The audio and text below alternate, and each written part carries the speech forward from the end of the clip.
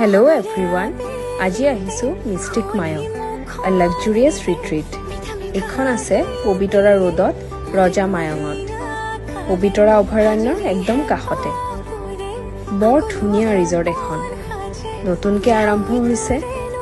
ইয়াতে ৰেষ্টুৰেণ্টটো আছে, বাৰো আছে এণ্ড কফি হাউচো। মই গৈছিলো ৰেষ্টুৰেণ্টখনলৈ। নাম আছিল ফ্লেভাৰ্ছ অফ আছাম। বিভিন্ন ধৰণৰ কুইজিন পাব ইয়াতে, অসমীয়াৰ পৰা আদি কৰি কণ্টিনেণ্টেল, ইউৰোপিয়ান এভৰিথিং।